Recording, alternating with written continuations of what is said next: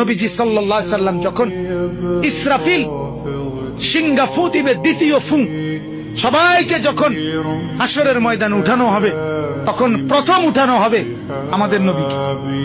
হাদিসে আছে 4 ফেরেশতা জিবরাইল, মিকাইল, ইসরাফিল, আজরাইল আসবেন নবীজির রওজা মুবারকে। এসে সবার পক্ষ থেকে জিবরাইল ডাক দিবে, ইয়া রাসূলুল্লাহ, হাসরের ময়দানে যাওয়ার জন্য আপনি কবর থেকে ওঠেন।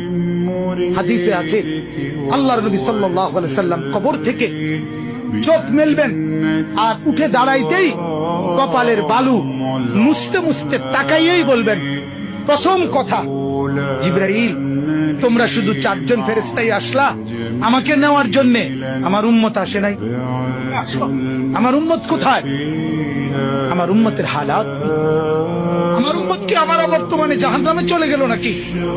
জিবরাইল তখন বলবেন, হায় ইয়া রাসূলুল্লাহ, আজও ভুললেন না, আজও বললেন না, আজও সেই উম্মত যাওয়ার দিনও বললেন, দুনিয়ায় থাকতেও বললেন, আজও বললেন।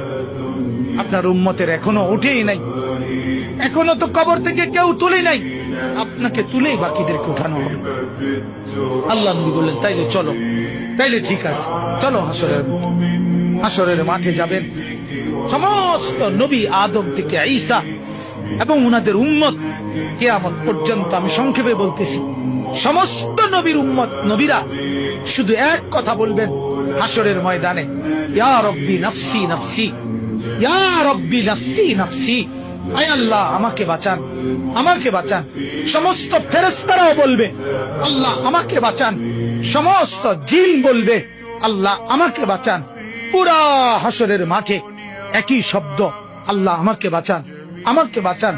সবাই শুনবে, কে যেন একজন শুধু আছে, কোন এক জায়গা থেকে শোনা যাইতেছে, কে যেন একজন বলতেছে, ইয়া রব্বি উম্মতি উম্মতি, আয় আল্লাহ আমার উম্মতকে বাঁচান, আমার উম্মতকে বাঁচান।